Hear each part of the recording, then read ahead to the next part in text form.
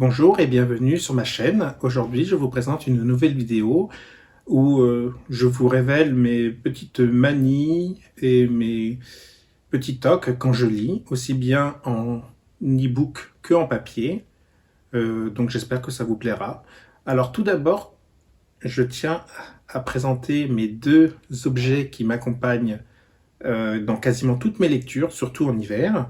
Donc la formidable invention qui est le plaid à manches, que je vous montre.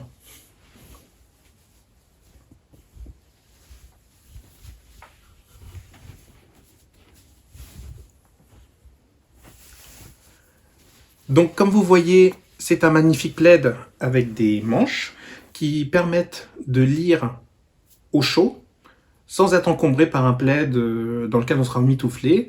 Et moi qui suis un très très grand frileux, c'est l'accessoire idéal. Ensuite, j'ai un autre accessoire, c'est un coussin,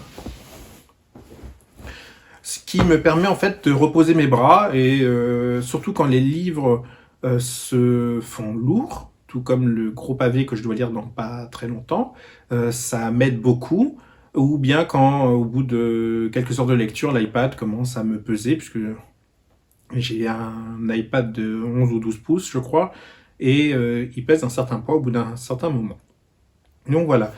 Donc ce sont mes deux accessoires. Et là, vous voyez une superbe tech que j'ai eue dans une box All Crate, que j'adore. Donc, alors c'est tiré d'un livre de V.E.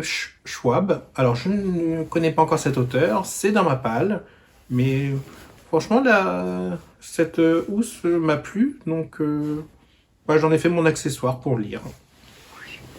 Bon là aujourd'hui, je pense que le plaid à manches, on peut oublier, car il fait relativement chaud.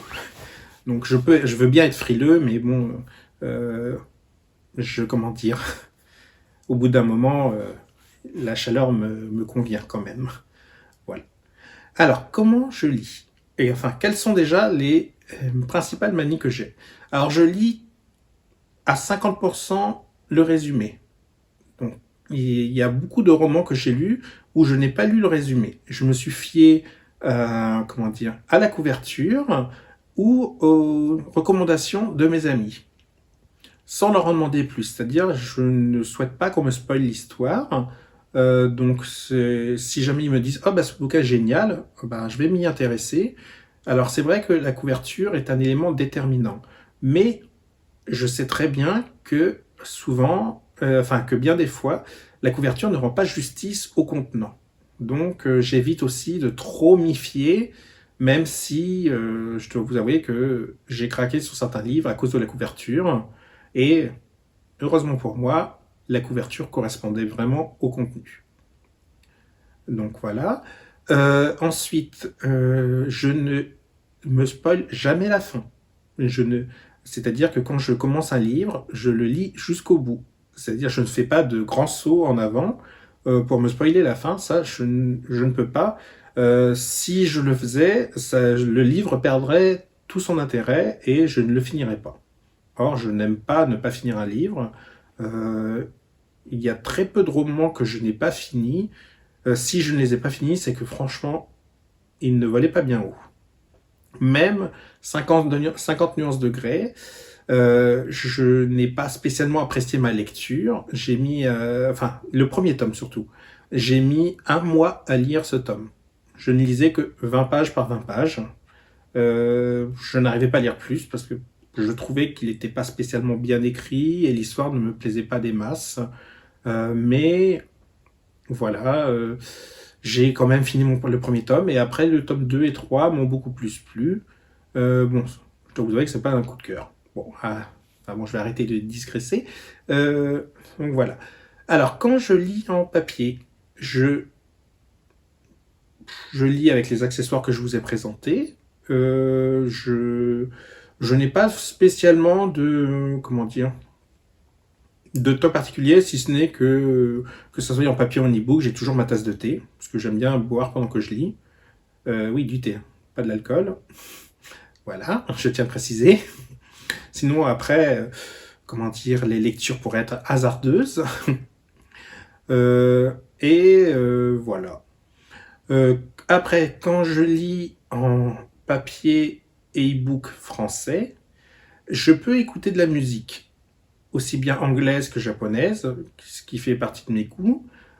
Par contre, je n'écoute pas de musique française. Pourquoi? Parce que sinon, je me concentrerai sur les paroles de la musique et je n'arriverai pas à me concentrer sur le roman. Donc voilà. Euh, Par contre, quand je lis en VO, alors là, je n'écoute ni français ni anglais. Et encore moins aussi de japonais. Je n'écoute que les sons de la nature. Pourquoi me direz-vous? Parce que tout simplement, euh, je ne suis pas bilingue en anglais, donc écouter de la musique française, ça me reconcentrerait sur le français, donc impossible de se concentrer. Écouter de la musique anglaise, j'essaierai de comprendre ce que veulent dire les paroles, donc c'est no way. Et donc, il me reste plus que les sons de la nature qui me permettent de m'apaiser et de m'amener à cet état de concentration qui permet de m'imprégner mieux de mon roman en VO. Alors, je ne lis quasiment que en e-book VO parce que l'iPad possède un très bon dictionnaire intégré qui me permet de m'aider au niveau du vocabulaire. Parce que comme je ne suis pas bilingue, voilà. Donc voilà, je vous ai présenté mes petites manies quand je lis ou quand je sélectionne un livre. Et j'espère que ça vous a plu. N'hésitez pas à visionner mes autres vidéos et à vous abonner à la chaîne si cela vous plaît. Alors, je sais qu'il y a une certaine attente sur mon top MM. J'y réfléchis. J'ai déjà sélectionné deux romans dont je vous ai déjà parlé antérieurement. Et je continue à en sélectionner d'autres pour pouvoir vous faire une petite vidéo assez sympa. Sur ce, je vous souhaite une bonne après-midi et je vous dis à bientôt.